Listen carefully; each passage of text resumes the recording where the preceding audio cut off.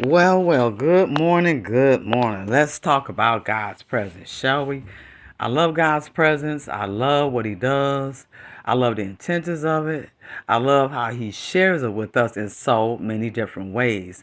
Through my life and even up until this day, I'm finding out more and more how vital God's presence is. Sometimes we may go to church, and we'll feel his presence, or we'll hear a song and we feel his presence. And sometimes it'll make us shout, make us run.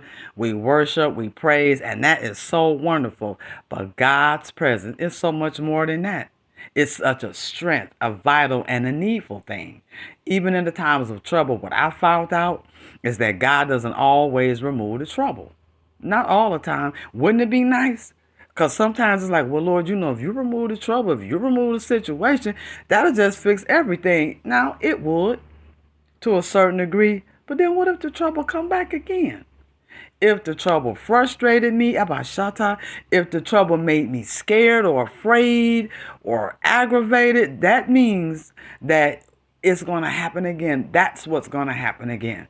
So if God takes away the thing that's frustrating me and I calm down, that means that God has to keep removing the thing, changing the conditions, so my condition will be right. Well, that's not the way He always does it. And it's similar, it kind of reminds me of Israel. Out of all that stuff when Israel was in the wilderness, it's like they would always get frustrated with God or frustrated with a situation. As soon as the situation would come up, well, why you didn't just let us die in Egypt? Why you bring us here? So whatever they would ask for, he would get upset, but he would go ahead on and do it. Next thing come up, here go the same response all over again. Why you just do that? Why you leave us here? He would do it again. But notice how God always had to do something in order for Israel to be relieved. Not all Israel, though. It was two people, Caleb and Joshua. They weren't affected like that. And so you look at the fact, like, out of all those people, only two people realized something different. These two people, God did not have to keep doing things for them to see God, because Joshua and Caleb was two of the ones who was trying to calm the people down in their frustration, trying to get them. Wait a minute, no, let's just like that's not how it is. Let's look at God, but they wouldn't. They wouldn't.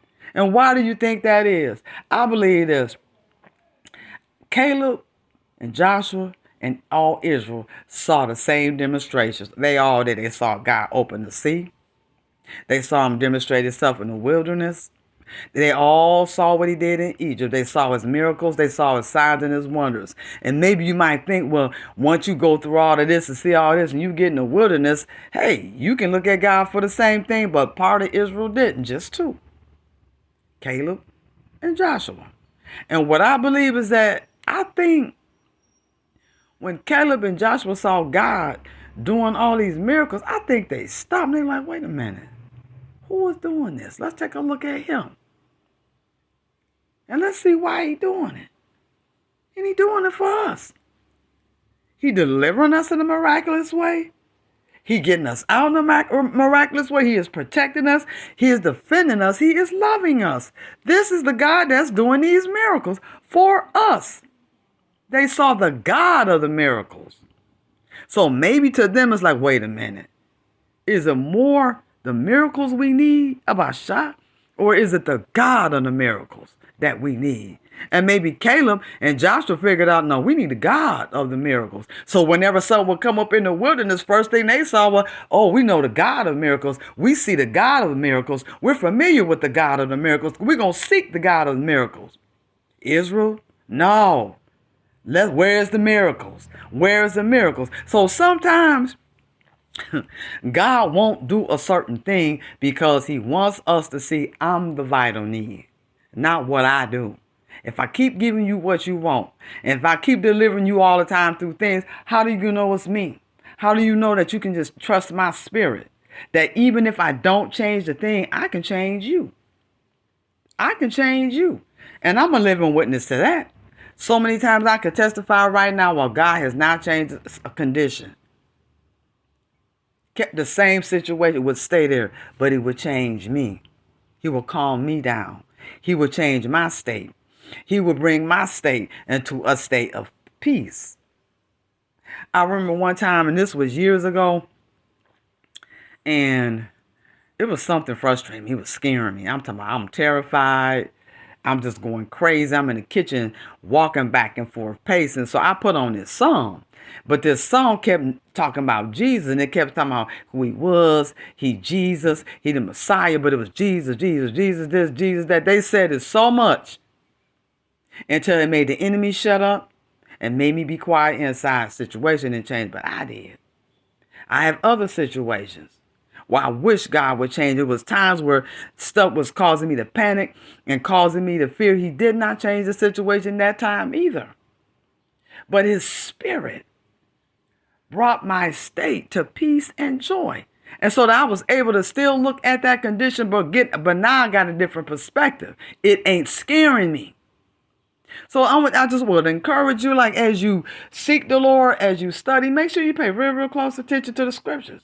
Don't just look at the scriptures and always see your work and what God is requiring for you to do. Because the fact is, the reason why we survive, the reason why we're successful as human beings, the reason why we exist the way we should and everything is because of his spirit. It is his spirit. It is his spirit. If we're in depression or we having mental problems, what is money gonna do? Even if God right now, if a person is depressed or if he having mental issues, if God give that person $1,000, what is the $1,000? Even though it come from God, what is the $1,000 gonna do for the person's mental state?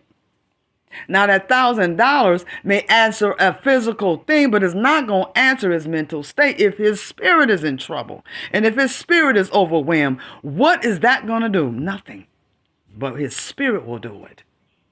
So I would just encourage you to open yourself up and let God's spirit be who he is to you, because he shared that and it's powerful. It does a lot of things. We don't want to miss out on anything. We don't want to just look to the point like we give and God may do things because of that. He does that too, but God gives himself in his debt. It's that saves us. Hey, we can give offering right now and God may bless us because we give a tithe or offering. But if I'm upset, is that going to calm me down? No. Like I said, if I'm depressed, and God may reward me for giving, but is that going to help me inside? No, it ain't. So what is it? That's really the vital need. It's his spirit.